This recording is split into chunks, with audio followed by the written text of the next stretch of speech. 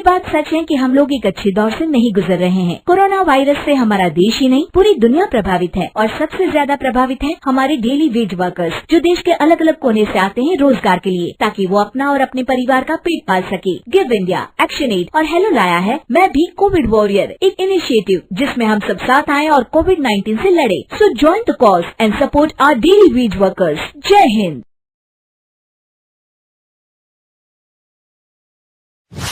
रजनी को बचपन से ही पेंटिंग का बहुत शौक था। वो हमेशा से ही पेंटर बनना चाहती थी, पर उसके माँ और पिताजी ने उसको कभी भी इस चीज के लिए सपोर्ट नहीं किया और उसकी शादी नीरव से हो गई। नीरव रजनी को बहुत प्यार करता था, पर रजनी हमेशा चुपचाप ही रहती। वो इस शादी से खुश नहीं थी। वो ये शादी नहीं करना चाहती थी। उसे तो हमेशा से पेंटर जो बनना था। अपने इस सपने को वो नहीं पूरा कर पाई, इसलिए वो हमेशा उदास रहती थी। रजनी, बहुत ही बढ़िया फिल्म लगी है, कल देखने चले? नहीं जी, कल मुझे बहुत काम है, मैं नहीं जा पाऊंगी।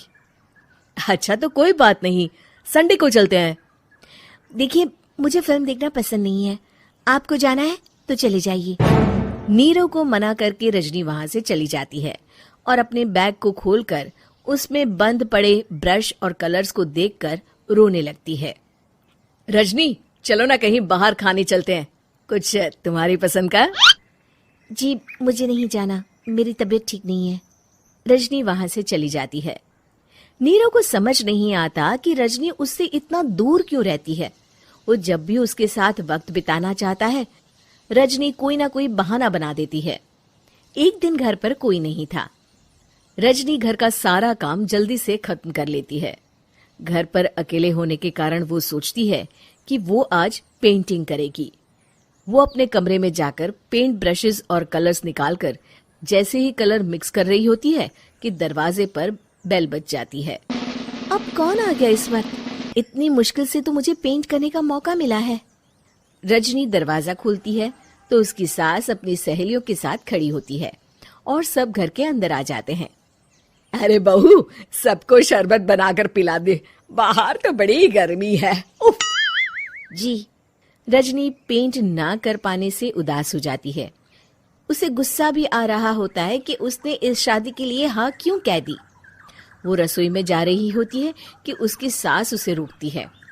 बहू, सबके खाने का भी इंतजाम कर लेना, आज का लंच तो ये सब यहीं करेगी। हाँ।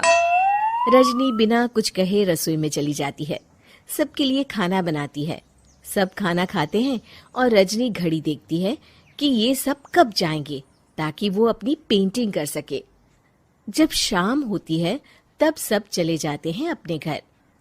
अरे बहू, सब तेरे खाने की तो बहुत तारीफ कर रहे थे, सबको बहुत अच्छा लगा खाना। आपको मुझे सुबह बताना चाहिए था ना कि आपकी सहेलियां आ रही हैं। पता भी है कितना वक्त लगा सारा खाना बनाने में। अरे बहू, तू ऐसे कैसे बात कर रही है मुझसे? तो और कैसे बात करूं? मैं इस घर की कोई नौकरानी नहीं हूं कि इतना काम करूंगी। रजनी अपने कमरे में जाकर दरवाजा बंद कर लेती है।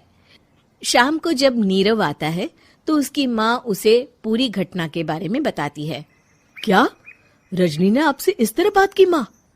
हाँ, और पता नहीं उसे क्या हो गया है, शाम से बाहर भी नहीं आई है।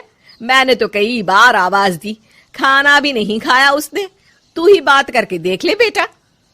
नीरव अपने कमरे का दरवाजा खटखटाता है। रजनी, दरवाजा खोलो, मैं हूं।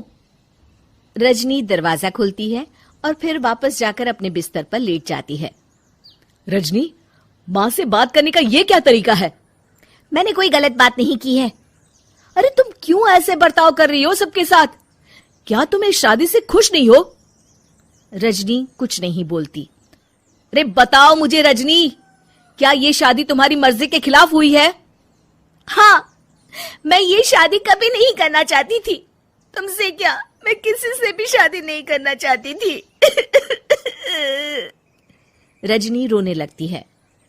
चुप हो जाओ रजनी, बताओ मुझे, तुम क्यों नहीं करना चाहती थी शादी? रजनी बेड के नीचे से अपने पेंटिंग्स, कलर्स, ब्रश, पेपर्स निकालती है। इतने में उसकी सास भी कमरे में आ जाती है। ये देख रहे हो, ये थे मेरे सपने।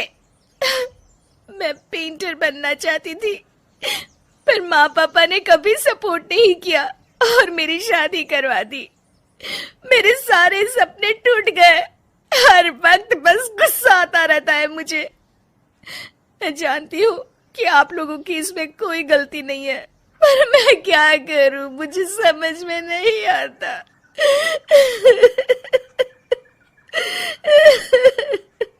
रजनी फूट फूट कर रोने लगती है।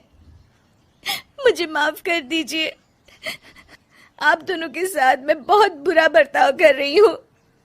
अरे रजनी बेटा, चुप हो जाओ तुम।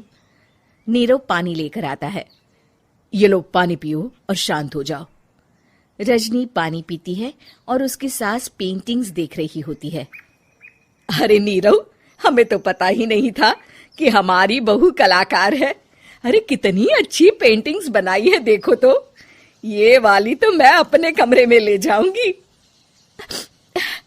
आपको ये पेंटिंग्स अच्छी लगी? अच्छी नहीं, बहुत अच्छी लगी। और तुमने हमें बताया क्यों नहीं? तुम जब चाहे पेंटिंग कर सकती हो रजनी। हम तुम्हारे सपनों को पूरा करने में तुम्हारा पूरा साथ देंगे।